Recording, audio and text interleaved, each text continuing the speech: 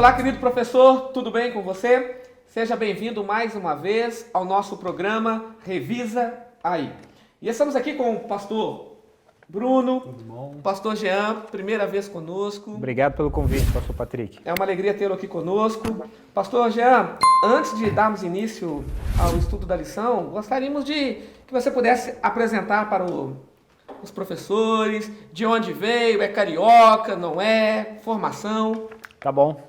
Então, olá a todos os professores. É um prazer estar aqui com vocês participando dessa estudo da lição.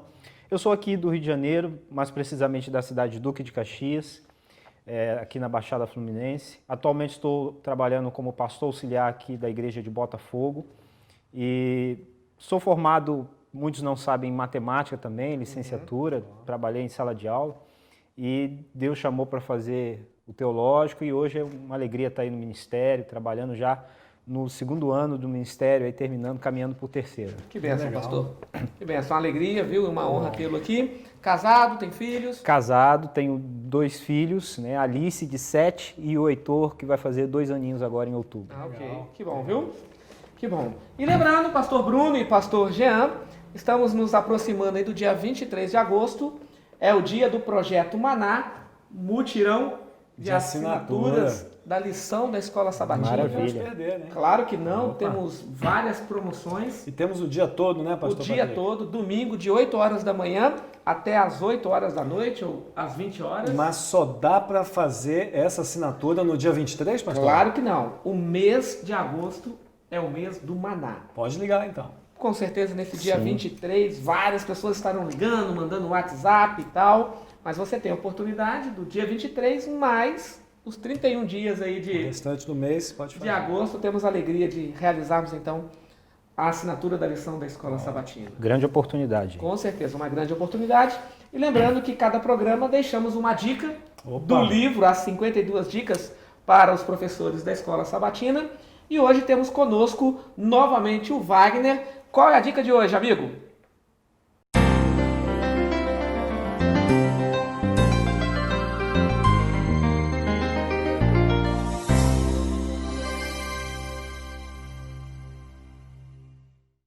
Deus é um ser organizado. Ele planejou a criação, a nossa redenção, a libertação do seu povo, a ordem das tribos de Israel, o tabernáculo, a multiplicação dos pães, a ordem em sua igreja e muitas outras coisas. A organização na unidade de ação é extremamente necessária e deverá estar presente em cada fase do trabalho, no planejamento, na execução do plano e na avaliação dos resultados. A dinâmica da unidade precisa ser simples e funcional, de acordo com a realidade de cada igreja. A organização ajuda a dividir e fixar responsabilidades, a garantir o tempo necessário para o que é mais importante. Ajuda a proporcionar o crescimento espiritual dos membros e ainda a ampliar os resultados missionários da igreja. Professor, a dica de hoje é: tenha seu planejamento claro, saiba onde você quer chegar e faça com que os alunos desejem ir junto com você. Obrigado, Wagner, pela dica de hoje. Com certeza contribuiu muito com os nossos professores. Amigo, coloque em prática cada dica dessa. Se porventura você não tem o livro, pode nos procurar na Associação Rio de Janeiro, que com certeza você será presenteado com um exemplar para ser apresentado aí na classe dos professores da sua igreja local. Nós vamos orar nesse momento. E é o nosso hábito, viu, pastor Jean? Aquele que é convidado a participar conosco, orar, pedindo as bênçãos para o estudo da lição e, claro, para cada professor também. Maravilha. Então vamos orar então. Você aí que nos acompanha pode se colocar em posição de reverência e nós vamos orar daqui. Querido Pai, graça te damos, Senhor, pelo privilégio que é estudar a Tua Palavra. Amém. Temos sido muito enriquecidos e fortalecidos na fé por causa da lição da Escola Sabatina, que é uma bênção em nossa igreja.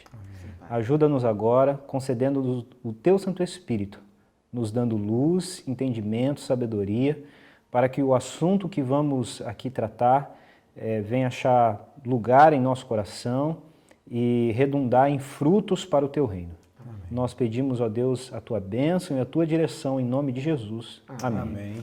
Amém. Ok, obrigado, pastor.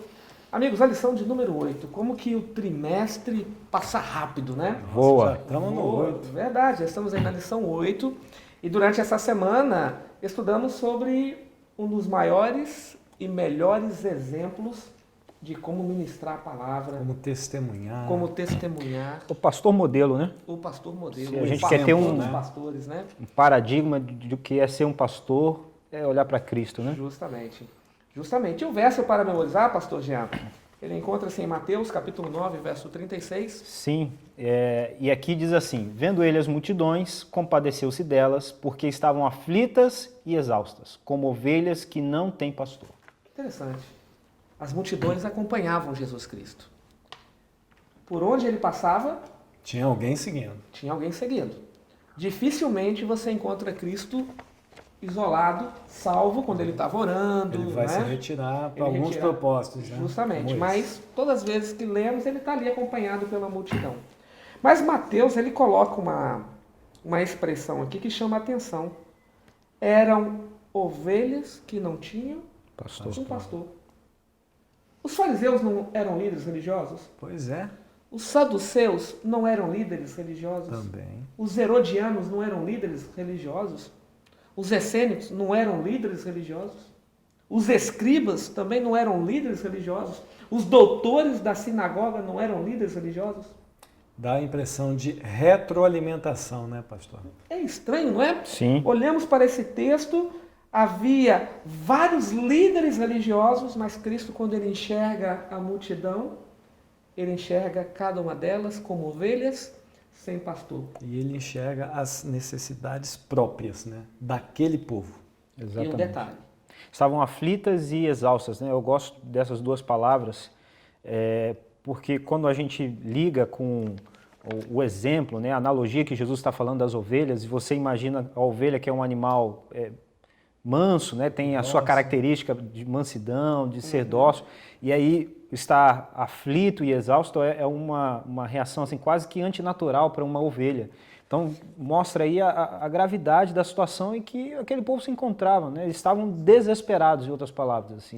O povo estava extremamente angustiado, ansiando por uma direção espiritual, religiosa, embora, como você bem colocou, pastor Patrick, houvesse ali todo um sistema religioso já implementado em funcionamento a pleno vapor, mas que não correspondia às necessidades desse povo, dessas multidões.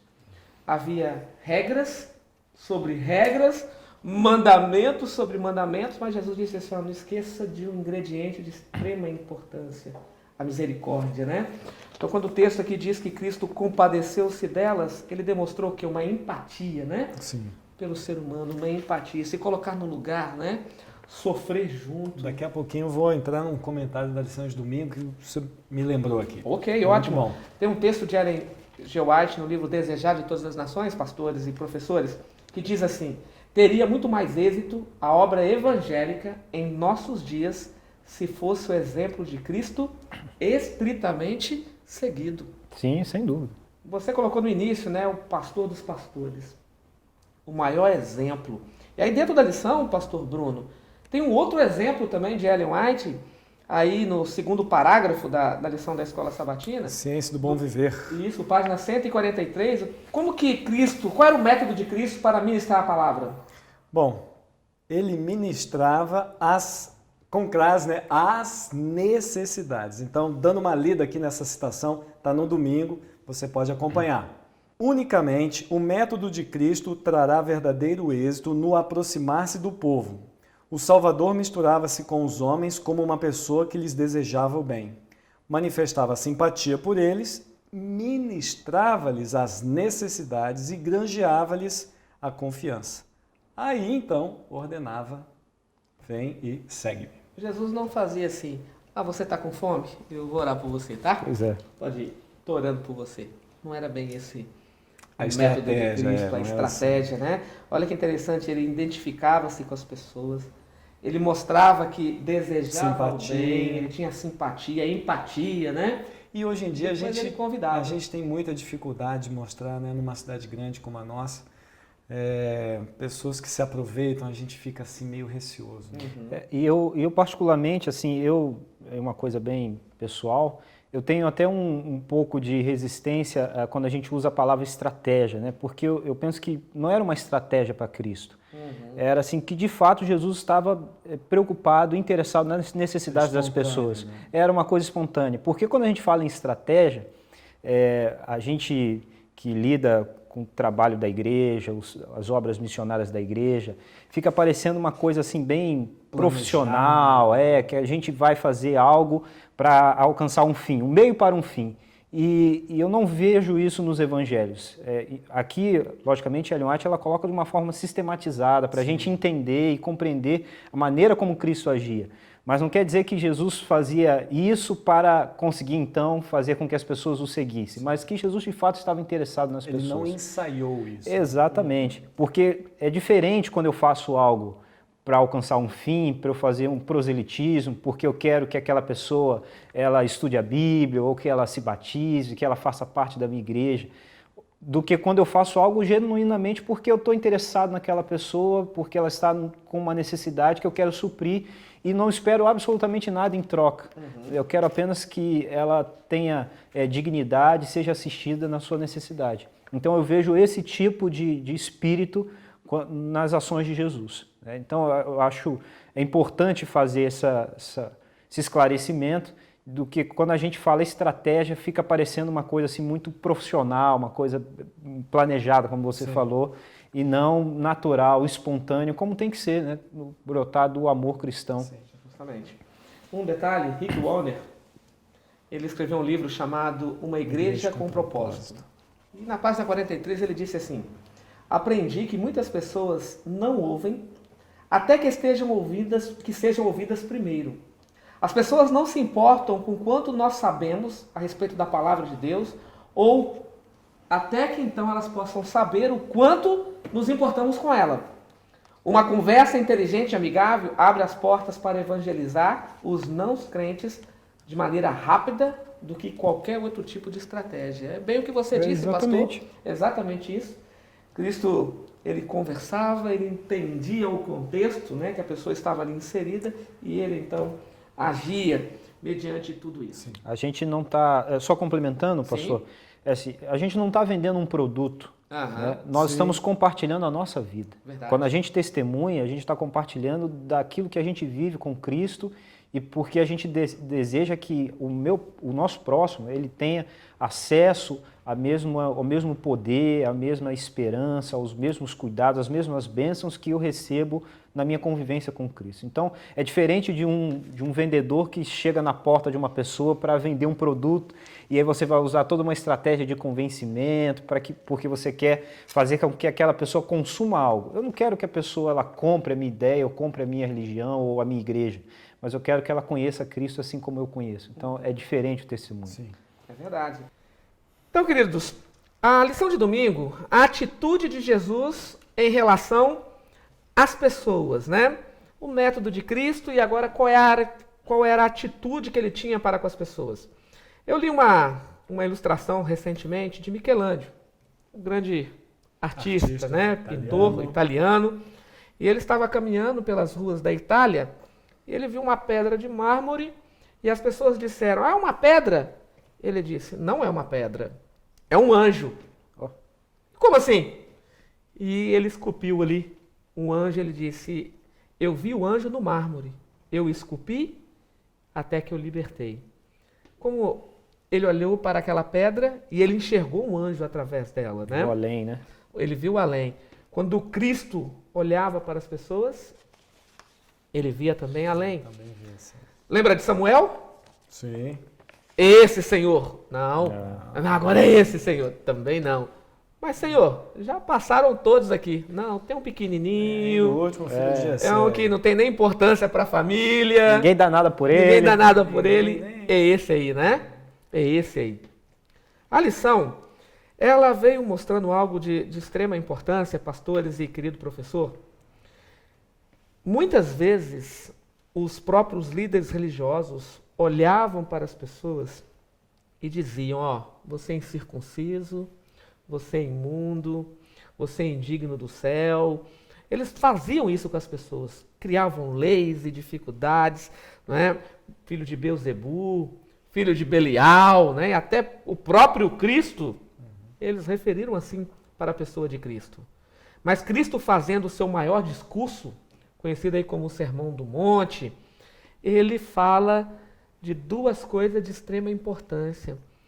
Como Cristo chamou os cristãos daquela época e representa eu e você hoje também. É um conceito trabalhado na lição de domingo. Né? Justamente, é esse conceito. E você disse que tinha um comentário Sim, aí. Esse comentário, você me deu um start aqui, abrindo a lição, que às vezes o método de Cristo era se simpatizar. Mas na lição de domingo, antes da pergunta, tem um parágrafo que diz assim: a religião dos escribas, fariseus e saduceus era evitar. Então, é um contraste que me chamou muita atenção. Por quê? Porque eu me incluo nesse grupo. Às vezes, eu como pastor, eu quero evitar a aparência do mal. Eu quero evitar que as pessoas saibam que eu não esqueci o dízimo, que eu não tratei bem minha filha, que eu não assinei a lição da escola sabatina. Aí a gente quer evitar um monte de coisa. Mas esse é um propósito que não trabalha com o meu crescimento. Trabalha com a minha imagem para as outras pessoas. Eu não vivo, porque eu só me preocupo com a imagem para as outras pessoas.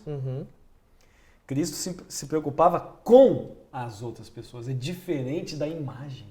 Entende? Quando ele se preocupa direto com a pessoa, é diferente do que a imagem da pessoa. O mesmo princípio lá do Apocalipse. Tem a besta e a imagem da besta. Então aqui, Jesus está falando, eu quero essa aqui, essa pessoa, ele vai se simpatizar.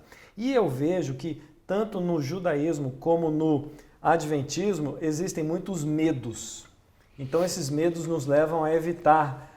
Você foi para aquele lugar, se relacionou com contaminação, essa pessoa, né? Aí você parece que se contaminou, se maculou. E aí, quando você começa a pensar nisso daí, a lição já joga o sal e a luz, que para mim foi maravilhoso esse exemplo aí, pastor. Interessante. E aí, pastor Jean, pastor Bruno, professor, eu fiz uma pesquisa na internet, no Google, e sabe o que o Google me mostrou? Que o sal, ele tem mais de 5.000 funcionalidades. Olha aí, ó. O sal. Sim, já. Mais de 5.000. E eu gostaria que vocês pudessem me ajudar com algumas delas aí, pode ser? Pode. Quais são as funções aí que nós temos do sal, né? A lição chega até a comentar, né, que o sal chegou a ser usado como dinheiro, né, como Daí a palavra moeda, salário, né? Moeda de troca ali, de compra, né? O sal também preserva alimentos, né? Era tipo uma geladeira. Ele conserva, né, o conserva, alimento. tá? Uma coisa que me chamou a atenção é que o sal, ele é realçado, a gente lembra do sal quando ele se mistura. O sal sozinho, ninguém gosta de comer sal sozinho, né? Mas quando você joga ali na salada ou algum tipo de alimento ali para dar um tempero, ele aí traz o sabor, sal né? Na verdade, a função do cristão é mais ou menos essa. Se a gente ficar ali só na nossa igrejinha, só na nossa casa, no nosso meio, a gente é um sal que não se misturou. E aí o sal, quando se mistura, esse é a glória do sal, está misturado. É interessante também que onde há muito sal, né, geralmente não tem vida. Mar Morto, exato, tem o exemplo do Mar Morto. De sal, mas a gente precisa nem ir para o Mar Morto. Qualquer um aqui que é do Rio de Janeiro, conhece aqui a região dos lagos, anda ali por Cabo Frio, Arraial do Cabo, você passa pelas salinas na viagem, você vê aquelas montanhas de sal, você vê que não nasce nem uma graminha, nem um capim, nada, fica aquela montanha branca ali porque não tem vida, né? O sal junto, por si só ele não promove a vida, né? Ele acaba. E sabe o que é interessante? Um dia eu estava num restaurante e aí eu estava comendo a salada, pedi um sal. Aí ele trouxe aquele sachê, já viu que ele tem 30 gramas. E eu estava ali com a nutricionista à mesa, o nome dela é Dorinha, é Maria Auxiliadora, mas carinhosamente chamada de Dorinha. E aí eu perguntei, Dorinha, por que é 30 gramas? E ela disse, porque é o suficiente do dia para o corpo humano. Olha aí, ó. Pro dia, né? Para o dia. Ou seja, o sal demais também, ele vai... Ou seja, a gente não precisa se esforçar tanto para ser um cristão. Justamente. Tem um exemplo que é Cristo, né? Então ele conserva, ele traz sabor e ele derrete o gelo também. Então é interessante, o que Deus espera de nós, né? Cristo espera de nós como sal. Poxa, nós precisamos conservar a palavra de Deus, né? Mostrar a beleza da palavra de Deus, trazer sabor a esse mundo. que está sem sabor, né? Perdeu a sua alegria, perdeu a sua esperança, mas também precisamos derreter o gelo, né?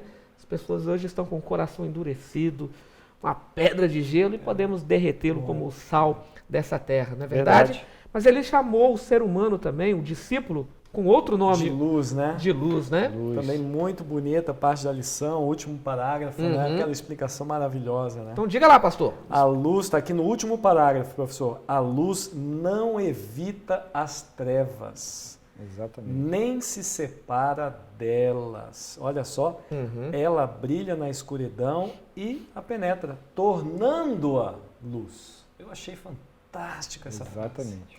Interessante que alguns anos atrás, numa cidade do México, o rapaz tinha uma única função. Ele trabalhava à noite e ele era aquele que apertava o botão para que as locomotivas pudessem mudar de linhas férreas. E ele cochilou. E quando ele acordou, olhando para o painel, ele percebeu que as duas máquinas bateriam de frente. E ele pegou duas lanternas, ele havia tentado comunicação com eles, não conseguia, e ele sai correndo. E ele pega as lanternas, ele começa a balançar as lanternas, dizendo, vai bater, vai bater, vai bater. E infelizmente ele não conseguiu evitar aquele trágico acidente, as máquinas bateram, morreram várias pessoas.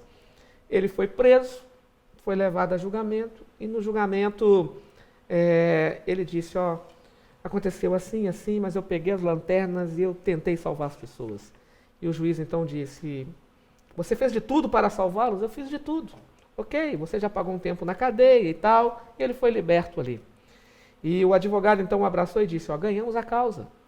Você fez tudo que era necessário. Ele disse, eu só esqueci de falar uma coisinha. Um detalhe de extrema importância. As lanternas estavam apagadas. Ou seja, né? Não adiantou muito. Não adiantou Os- muito. Os maquinistas não... Quantas vezes nós não podemos estar com as lanternas apagadas, né? No mundo que está em trevas. Eu não concordo muito com o louvor que cantamos, né? A hora de brilharmos é quando o mundo se apagar, né? O mundo já está apagado. O mundo já está escuro e já é hora de brilharmos, né? A hora é agora. A hora é agora, acho que é do Leonardo Gonçalves, né? Foi Brilhar o por CD ti, jovem, CD jovem, né?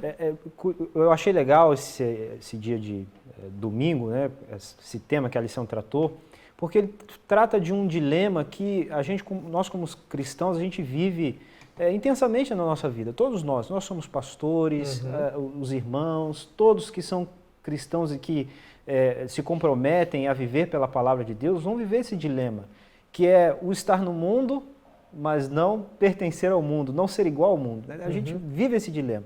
Só que a gente resolve esse dilema quando nós olhamos para Cristo, para a vida de Cristo, para o ministério de Cristo. Cristo conseguia fazer exatamente isso, estar no mundo, conviver com o mundo, mas sem ser do mundo. Justamente. E perceba que Jesus, ele, em nenhum momento ele busca popularidade, ele busca aceitação, para que as pessoas gostassem dele. Você não vê em nenhum momento Jesus articulando para que ele fosse uma pessoa querida. Em nenhum lugar nos evangelhos você vai encontrar isso. Jesus tentando, muito pelo contrário, Jesus fazia um milagre e falava, não conta para ninguém não, olha, não fala porque não chegou a hora ainda. Né? Lá no livro de Marcos, né, o segredo marcando, Jesus sempre, todo momento pedindo o segredo, olha, não conte para ninguém. E Jesus era autêntico, Jesus era quem ele era. Eu vim fazer a vontade do meu Pai e falava as coisas que precisava falar, tudo que devia ser dito, da maneira correta de ser dito. Ellen White tem um texto, a irmã White, que ela diz que quando Jesus repreendia, ele tinha lágrimas na voz, porque era a maneira correta de se repreender, mas Jesus também falava coisas duras, e foi aceito por uns e foi rejeitado por outros também. Então isso faz parte do cristianismo, do ser cristão. Eu vejo hoje uma preocupação muito grande, pastor Patrick, pastor Bruno, no meio cristão, por aceitação. A gente quer muito ser aceito. Como a gente quer que o cristianismo se torne popular, a gente quer que a nossa fé seja aceita, a gente quer ser bem visto, ser bem quisto, bem recebido, aceito, as nossas ideias. Quando, na verdade, as nossas ideias e os princípios bíblicos, eles são contrários, são incômodos a esse mundo. Jesus mesmo falou Tendência, né? Exatamente, olha, o mundo vai os odiar porque vocês não pertencem ao mundo. Se vocês pertencessem ao mundo, o mundo os amaria, mas justamente porque vocês não pertencem ao mundo é que o mundo vos odeia. Então, no afã de eu querer ser aceito, de eu querer que a minha igreja seja bem vista, a gente às vezes corre risco de perder a nossa identidade. E aí a gente acaba tornando-se semelhante ao mundo, e aí deixa de ser sal, deixa de ser luz, perde a diferença. O outro lado também é verdade, que a gente deve ter cuidado, de eu não me separar e me fechar numa bolha religiosa e que eu não consiga me aproximar das pessoas, e aí eu vou viver a religião dos fariseus, que era a religião do afastamento. Olha, vamos nos afastar, porque tudo é contaminante. E Jesus vem e traz o cristianismo, que é a religião da aproximação. Eu toco no morto, eu toco no leproso, eu ouço as pessoas. Como com os pecadores. Exatamente, sento e como com eles. Então, há esse fluxo contrário, né? A religião farisaica, ela é de se afastar, e o cristianismo é de se aproximar. Mas aproximar quando? Como? Sem perder a identidade, sem perder a essência, continuando com sabor, continuando sendo luz. E essa linguagem, pastor Jean, Cristo utilizava dela. No mundo teológico é chamado de fala antitética, né? O que isso significa? É o sim e não. Vocês são o sal do mundo, mas não se esqueça, se o sal perder o sentido, não adianta nada. Já era. Vocês são a luz do mundo, mas se não brilhar... Também. Ninguém pega a lanterna, Jesus fala, né? E bota debaixo da mesa, debaixo da cama. E outra coisa, bem falado, né? Uma vez um jovem disse assim para o pastor: pastor, quando eu estava lá no mundo, bebendo, fumando, fazendo as coisas erradas, eu não sentia dor nenhuma. Eu não tinha problema nenhum. Por que agora eu tenho? E o pastor olhou para ele e disse: porque morto não sente dores. Né? Lá você estava morto. Agora você tem vida, né? E agora o pecado te machuca. O pecado te fere. E é nesse papel que Deus nos chama de sal de luz. Só para fechar aqui a lição de segunda-feira, pastores, lição de domingo, né? Eu não posso esquecer que eu não tenho luz própria também. Isso é muito importante. Eu reflito a luz de Cristo. Se Jesus é o sol da justiça, nós somos a lua, né? Justamente, verdade. Então eu reflete. represento ele, né? Então não pense você que você tem luz própria, que eu tenho luz própria, né? E aí a lição de segunda-feira, pastores, como Jesus tratava as pessoas. Dá vontade até de colocar um ponto de interrogação na lição de segunda-feira, né? Como que Jesus tratava as pessoas. Eu me lembro bem de Filipenses capítulo 2, que diz assim: de sorte que haja em vós o mesmo sentimento que houve em Cristo Jesus. De sorte que haja em vós. Qual foi o sentimento de Cristo quando ele estava na cruz e a massa aos seus pés zombava dele? Ó Pai, perdoa-lhes porque não sabem o que fazem.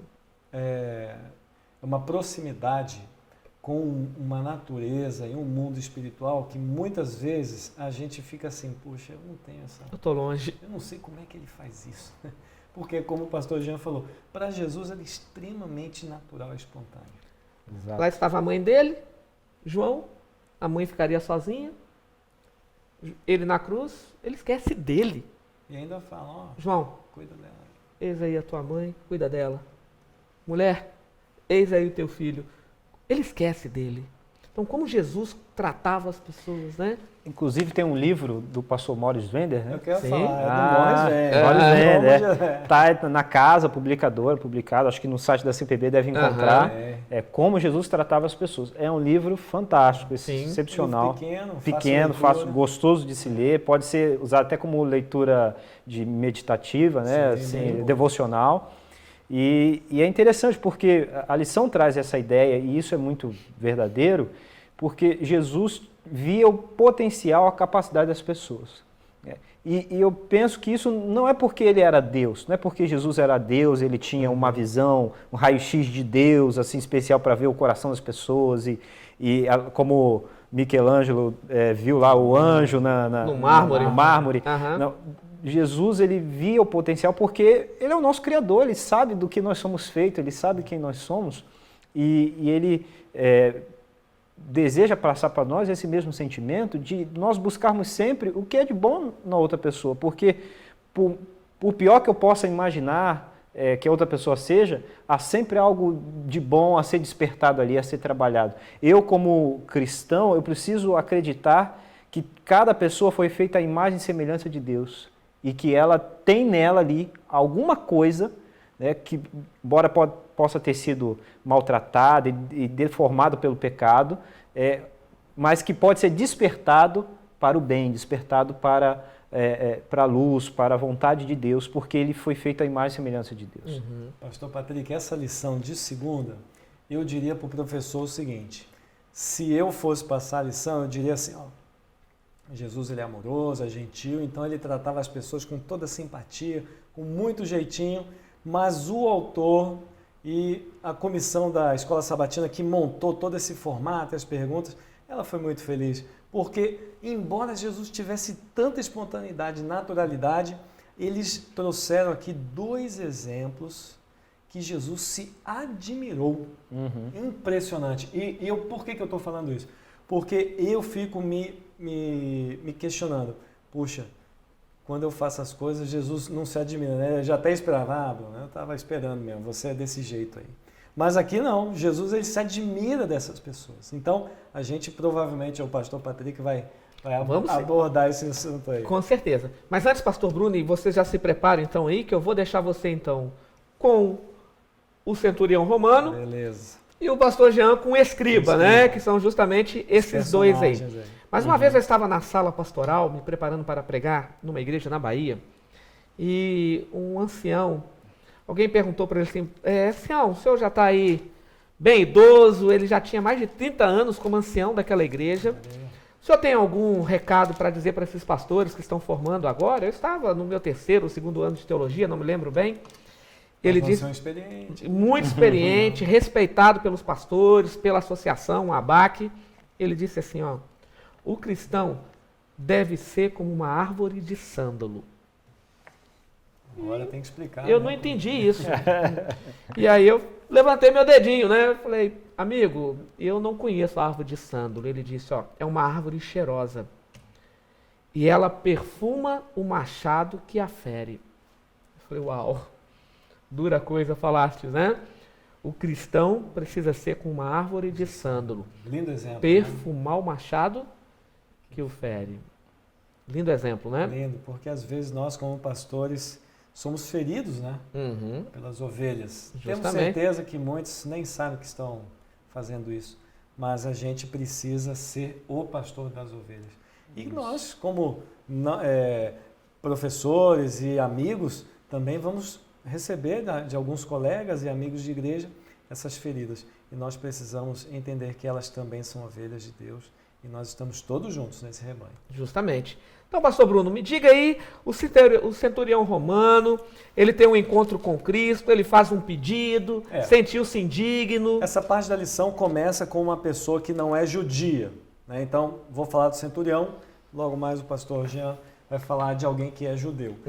O centurião, como o nome já diz, né, ele trabalha para o exército romano e ele trabalha aí com um pelotão, um grupo aí, e ele cuida então de um servo que está doente e ele, que não é judeu, vai atrás de Jesus para interceder pelo seu servo. E isso faz com que Jesus fique muito admirado. Por quê? Porque ele faz o pedido, Jesus diz, beleza, eu vou até lá, e aí o centurião impede, não precisa ir não. Ó, eu também tenho pessoas que estão sob meu comando, e eu sei que pessoas também estão sob seu comando, apenas uma palavra, e eu tenho certeza, o meu servo vai receber a tua bênção. E Jesus fica admirado, e aí ele diz uma coisa, que eu fico pensando quantas pessoas que eram judias na época, né, que viviam naquela época, ouviram isso de Jesus. Olha, eu nunca ouvi, nunca vi, Israel, né, uma fé dessa em Israel. Uau, né?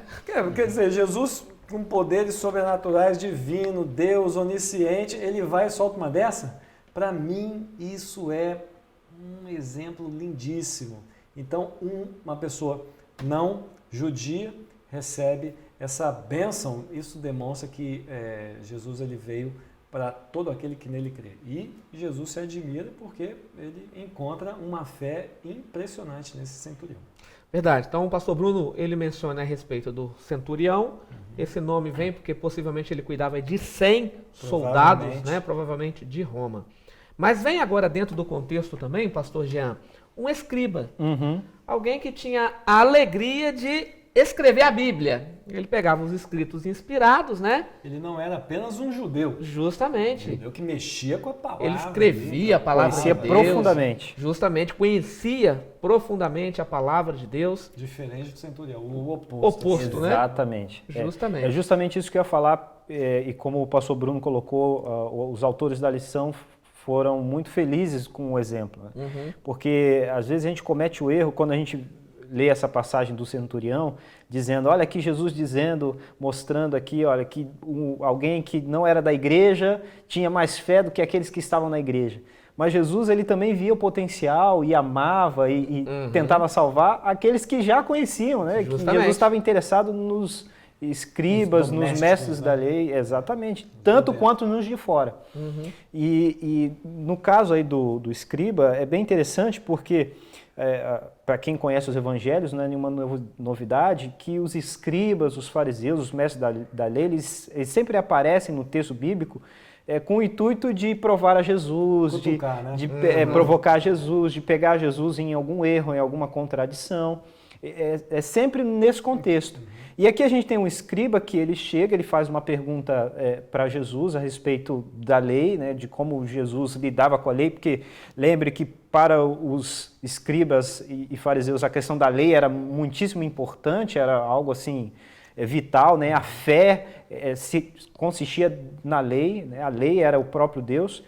E aí Jesus vai e cita para eles lá o texto lá do Antigo Testamento, falando, né, do amarás o Senhor teu Deus de todo o seu coração, de toda a sua alma. E aí o segundo grande mandamento, amarás o teu próximo como a ti mesmo. E aí o escriba ele fica impressionado com isso, né? Parece ficar assim encantado de falar, poxa, Jesus acredita na mesma coisa que eu.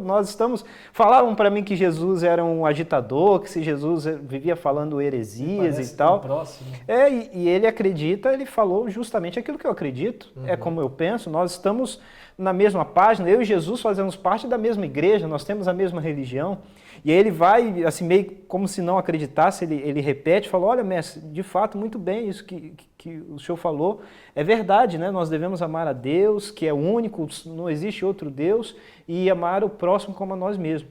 E aí Jesus, então, agora faz um elogio para ele, fala, olha, você, meu filho, você não está longe, né? Da verdade, você está no caminho certo. Um elogio lindo. Né? Lindo. Então, eu fico me colocando, né, como estudioso da teologia, como um teólogo, pensando se um dia eu encontrasse com Jesus, Jesus falasse isso para mim, falasse, ó, meu filho, você não está longe da verdade, você está no caminho certo, continue assim, que você está no caminho certo.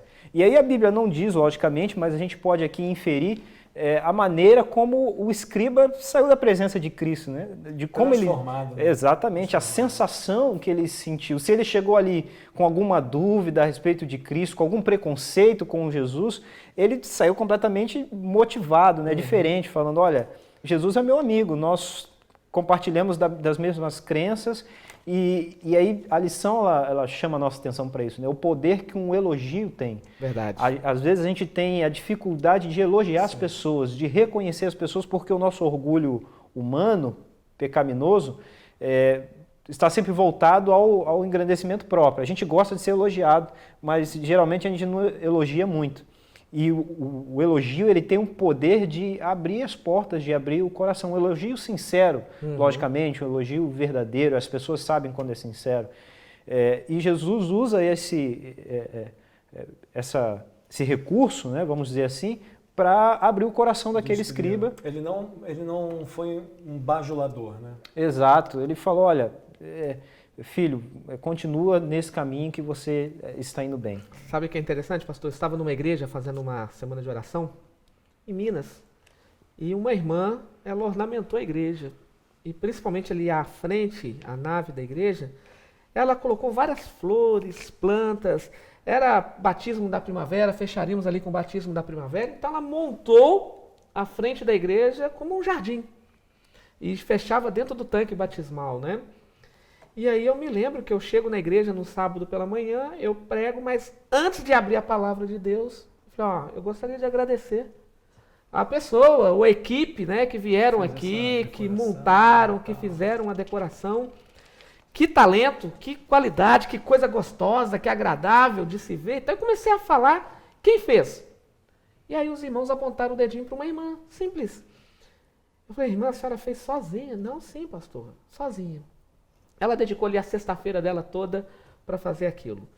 E quando eu agradeci ela de público, e eu chamei ela à frente para orar com ela, eu orei com ela, eu falei, irmã, isso é um dom que Deus te deu. Ela começou a chorar. E ela olhou nos meus olhos e disse assim, puxa, há tantos anos eu faço isso aqui e nunca ninguém me agradeceu. Olha. Nunca ninguém me elogiou. E agora ela estava provando desse sabor gostoso. Pois né? é. E eu fiquei ali todo... Você reconheceu. E eu percebi que a igreja ficou sem graça, porque todos os eventos, Ela estava lá, ela que estava lá montando. discreta. Então muitas vezes não temos enxergado essas pessoas. Precisamos prestar mais atenção. Justamente. E a lição falou bem isso, viu, pastor? Exato. Ela termina trabalhando, né, pelo menos na parte segunda, com essas palavras agradáveis, temperadas, né? Justamente. Bem colocado, viu, pastor Jean? Terça-feira, o Ministério de Cura de Jesus. É interessante que a lição dividiu. Parte 1 e parte 2. Então, vamos... É muita cura, né? Muita cura. E falando nisso, sabe o que é interessante, pastor? Dentro dos evangelhos, Mateus, Marcos, Lucas e João, encontramos aí um total de 35 milagres realizados por Cristo. É claro que Cristo fez muitos, né? Tem os diretos e indiretos. Justamente. O evangelista João termina o evangelho dizendo que nem todos foram relatados. Exato. Porque não teríamos livros, né, suficientes para registrá-los. Mas desses 35 milagres, 25 deles aconteceram na Galiléia. Então não é difícil entender que grande parte do ministério de Cristo foi desenvolvido na Galiléia. Privilégio, né? Privilégio. Os habitantes. Agora, desses 25 milagres que aconteceram na Galiléia, 6 deles envolvem peixes. Envolve o mar, 3 envolvem peixes. Agora, sabe o que é interessante? Desses 35, eu disse que 25 ali na Galiléia, mas tem uma outra estatística. Outro número. 25 milagres dos 30 são curas. Foram curas. E Cristo, quando ele curava as pessoas, ele não apenas dizia assim, levanta e anda. Nunca mais come. Volta a enxergar. Né? Vai, não peques mais. Não curava, né? por atacado, igual alguns religiosos do nosso Passa tempo o aí manto. que coloca assim em fila, né? E vai curando assim, tudo de uma vez só, atacado. Quais eram os objetivos da cura de Cristo? Quando Cristo curava alguém, quais eram as palavras dele? Ele queria salvar as pessoas, né? Perdoado são os seus pecados, né? Trazer bem-estar emocional às pessoas. Cristo tinha sempre em mente o reino eterno, né? O reino dos céus. Justamente. Esse reino terreno, Jesus já sabia que é um reino fadado à destruição, ao fracasso. Então Jesus sempre visava resolver um problema que era imediato, logicamente a cura, seja a fome, a desesperança, as injustiças, mas sempre com foco, com a perspectiva no reino futuro, no reino eterno, no reino de Deus. Ou seja, a cura ela não tem um fim em si mesmo. Ela tinha um foco. O tamanho é que quando nós olhamos para o Evangelho de João, em momento algum João se utiliza da palavra milagre. João tem uma dificuldade. Parece que ele não gosta. Não gosta. Por quê?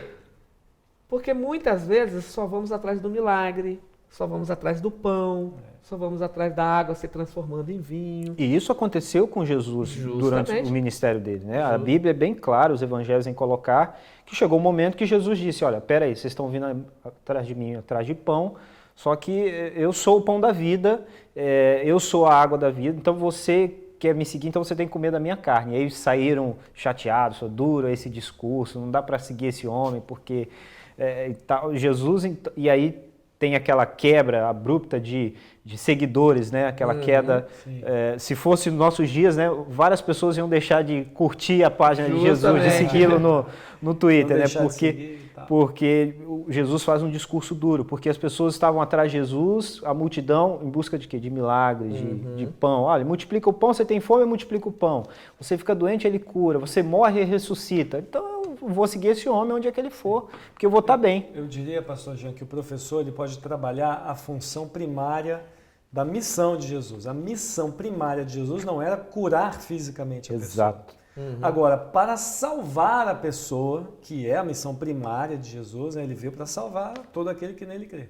Aí ele toca naquelas necessidades perceptíveis que é bem trabalhado na lição de terça e quarta-feira. Aí a pessoa, ela tem o que eu chamo de consequência. Eu vou explicar, mais ou menos assim. A pessoa tem problemas físicos. Então, por causa desses problemas, ela perdeu algum familiar, perdeu dinheiro no banco, não conseguiu um negócio X, não conseguiu um negócio Y. E aí, quando Jesus cura essa pessoa, ela, além de estar curada, ela consegue recuperar a família, o negócio perdido, tal. Então, quando Jesus diz assim, pô, você só está de olho no negócio, você só está de olho na família, você só está de olho nisso, você não está de olho em mim. Exato. Né? Que é a fonte da cura. E é por isso que João chama de sinal. E Porque não o sinal milagre. aponta, Exato. né? O sinal aponta para quê? Então, ó, não pare no milagre. Então, ele é um sinal.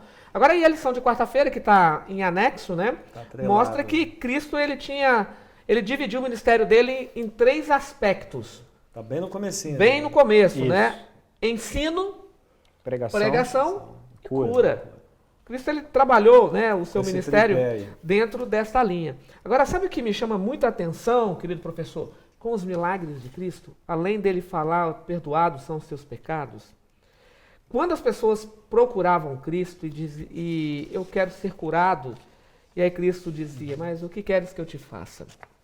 Parece até uma pergunta É, tola, né? tola. pastor? Pô, eu sou cego, eu quero enxergar. Você não- Eu quero um cão guia. Eu sou surdo, eu quero ouvir. É, já digo. Mas né? eu acho que Jesus ele tá provocando a pessoa. Justamente. E aí, o que você quer? Mas a mensageira do Senhor, Ellen G. White, ela diz algo interessante. Quando ele fazia essa pergunta para um cego, o que queres que eu te faça? Você está entendendo que quando você for curado, você vai ser inserido na sociedade novamente. Não vai poder mais viver de esmola. Você não vai viver mais de esmola. Você tem que trabalhar. Você vai ter uma responsabilidade. Você está entendendo isso? Porque eu não vou apenas te curar. A cura de Cristo é restabelecer o homem, O potencial. o potencial dele. Sim, sim. Esse era o objetivo da cura de Sem Cristo. dúvida. Né, hoje a gente vê essas curas por atacados aí, mas a pessoa continua bebendo, fumando, tendo a sua vida toda errada, né? Sim. Não era esse o objetivo de Cristo. É o reino da reconciliação, né? Paulo Aham. vai falar. Ele reconciliava com Deus e com a sociedade. Justamente. Essas curas de consumo, né? Vem aqui na minha igreja que você vai ser curado e tal, né? Graças ao Covid parou, né? Esse marketing aí de cura, o pessoal parece que deu um break aí. Porque ninguém foi para a igreja e ficou curado. Justamente. Exato. Tem até alguns pregadores aí dizendo, cadê os curandeiros, né? Cadê aqueles Os que profetas, curam, os né? profetas? Por que não estão curando o Covid, né? Ok. E aí eles têm uma resposta. Não estamos curando porque as pessoas não têm fé, né? Então a responsabilidade é sua, né? Ok. Pode falar, pastor. Não, e uma coisa que sempre me chama atenção nos evangelhos também é que Jesus curava, mas Jesus não curava todos, né? Porque Sim. a Bíblia em nenhum momento diz que Jesus curou todos os doentes da sua época, ressuscitou todas as pessoas que morriam. Jesus entra no tanque de Betesda e tem ali uma multidão de doentes, mas Jesus escolhe um homem para curar, que era aquele paralítico há 38 anos, vai lá e cura aquele homem, uma cura emblemática de Jesus num dia de sábado. Muito Sim, sim. significativo. Bem significativo. Então, só isso aí já mostra para mim que o foco de Jesus não era curar. Porque tem aquela frase, né? Se você pode fazer o bem a uma pessoa e não faz, você está compactuando com o mal, né? Compactuando com a maldade. Olha, Jesus poderia resolver todos os problemas ali facilmente, Tranquilo. porque tinha poder para isso. Mas esse não era o foco, nem era a missão de Cristo. E aí, trazendo para nós, que somos a Igreja de Deus remanescente aqui nos últimos dias, eu penso que o nosso foco é o mesmo de Cristo. Nosso foco é cuidar, é atender, é amar as pessoas, mas para salvá-las. Então, muitas vezes a gente confunde assistencialismo com evangelismo. Sim. Então, uma coisa é eu atender as necessidades das pessoas, promover a cura, alimentar, enfim, a gente vai falar mais à frente a questão das parábolas, né? Justamente. Mas esse é um pacote, né? A obra do Evangelho é uma obra integral. E quando eu me pego a um único aspecto desse, e o aspecto social, pelo menos nos nossos dias, parece que é o que mais chama a atenção das pessoas, Eu estou vivendo o evangelho capenga, do mesmo jeito. É tão capenga quanto o evangelho que é só teórico, né? Que é só bíblico, é só Bíblia, eu vou ficar aqui sentado na igreja e não vou sair. É o evangelho capenga. E o evangelho de que não, eu vou só ali na rua alimentar o faminto e dar roupas e cobertores e defender a causa da viúva, do órfão, é parte do evangelho, não é o evangelho todo. A nossa obra completa, ela visa, em meio a todas essas ações, redimir as pessoas para o reino de Deus. Sim, sim, verdade. E aí, pastor, você colocou também essa questão de atender às necessidades humanas. E a lição de quinta-feira, né? Caminhando aí para o final da lição, o que importa para Jesus. Eu, mais uma vez, peço liberdade aqui para o autor da lição, o pastor Mark Feeling, e carece um ponto de interrogação, né? O que importa para Jesus? João 3,16, Jesus declara ali para Nicodemos, né? O que importa para Jesus? Deus amou o mundo de tal maneira, né? O que importa para Deus? O que importa é que todos nós sejamos salvos, né? Deus nos ama, Deus quer que eu e você sejamos salvos, né? Exato. Agora, os discípulos estavam ali nos momentos finais com Cristo. Mateus 24, no Sermão do Olivete, eles fazem uma pergunta, quando viria o fim?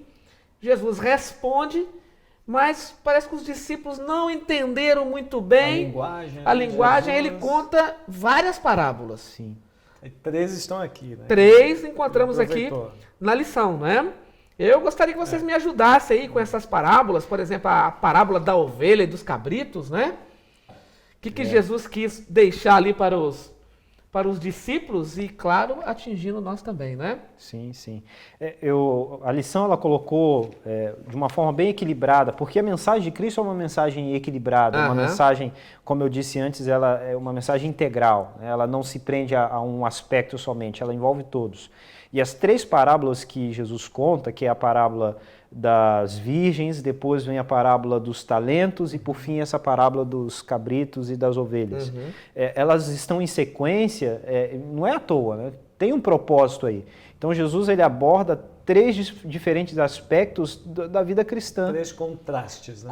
Exatamente, coisas que devem caminhar juntas. Então você tem na parábola das virgens ali o foco na vida consagrada pelo Espírito, né? As virgens que têm a lâmpada cheia do azeite do Espírito Santo. Então é uma necessidade que eu como cristão eu tenho que ter. Né, viver pelo Espírito, buscar estudar a palavra de Deus, ter comunhão, né, viver uma vida santa, obedecer os mandamentos. Mas é só isso? Não, não é só isso. Aí Jesus vai e conta a parábola dos talentos. Você também tem que trabalhar. Você vai pegar os talentos, o dom que o Espírito Santo te dá e você vai colocar isso em prática. Você vai trabalhar para a salvação de outras pessoas. Aí vai perguntar como? Aí ele conta... mas aí é só isso? Não. Não, você vai também cuidar dos famintos, vai visitar aquele que está preso. Então, quando você junta as 3, aí você tem a mensagem completa. Justamente. Eu não posso pegar a parábola aqui dos cabritos e das ovelhas e pegar e dizer, tá vendo? É isso aqui que Deus quer que a gente faça. Não, Deus quer que a gente faça isso, mas Deus também quer que a gente tenha uma vida cheia do Espírito, Deus também quer que a gente use os dons e os talentos. Então, a gente precisa analisar e considerar o conjunto da obra. Justamente. E interessante, pastor Jean, pastor Bruno e querido professor, que Mateus 24, verso 3, em particular, ele contou para os discípulos. Essa mensagem, Cristo não pregou para as multidões. Ele pregou de maneira particular. E essas parábolas é uma mensagem interna. Não é uma mensagem externa. As 10 virgens representam pessoas na igreja que têm a mesma fé, têm o mesmo sonho, cansaram juntas, dormiram todas, não é? O noivo chega, 5 estavam prontas. 5 estavam ali com o Espírito Santo, né? E outras 5 não. E para entrar no céu tem que ter o Espírito Santo. Exato. Não entraremos sem ele, a porta fecha. Aí ele conta a segunda parábola, né? Que tem a ver com os talentos, que poderiam ser traduzidos como dons, que já estudamos. Deus concede dons à igreja através do Espírito Santo, não é verdade? Para que a igreja desenvolva esses dons. Aí talvez venha como? Aí você vai para a última parábola. Exato. E ele fala, eu estive nu, me deste o que vestir. Estava com fome, me deste de comer, estava preso Aqui, e foste me pastor visitar. Patrick, eu vejo um tipo de restauração da imagem de Deus. Aham. Ele cria o homem. Façamos o homem à nossa imagem. Aí chega em Mateus e diz, olha, eu tive fome. Mas quando a gente viu com fome? Eu tive sede, mas quando a gente viu com sede? Aí ele fala, eu tive preso, estive enfermo, você foi me visitar. Então, Jesus está dizendo o seguinte, quando você vê uma pessoa que aos seus olhos, sujo, tá ali largado, parece que ele está assim meio esquisito e tal. Não é digno da minha É atenção. morador de rua, ele é isso, ele é aquilo, você faz o adjetivo que você quiser lá, e você se dá não, vou gastar um tempo aqui para estar com essa pessoa, conversar, ajudar. Exato. Jesus diz assim, sabe o que você está fazendo? Você está restaurando a imagem de Deus nessa pessoa. E aí Jesus fala assim, e aí ele termina caprichosamente dizendo, quando você faz a um destes o quê? Faz a mim. Pequeninos. É como se tivesse feito. Feito para mim, que sou grandão. Que não preciso de nada. Isso, É verdade. É muito legal você ver essa ideia da criação aqui. Ok, para finalizarmos, eu estava numa igreja, num culto de quarta-feira, e uma senhora levantou em lágrimas. Irmãos, orem para mim, ou orem por mim. Eu tenho 3 filhos, meu marido desempregado, eu desempregada, estou sem luz. O que eu tenho em casa é que a igreja tem colaborado comigo e tal. Então eu gostaria que vocês pudessem orar por mim, para que Deus pudesse resolver esse assunto. Aí o ancião pegou o microfone, claro, irmã, vamos orar pela irmã e tal. Naquele momento ele me deu uma raiva santa, acho que eu posso usar essa palavra, né? Essa foi Uma boa. indignação, Uma santa. indignação santa, né?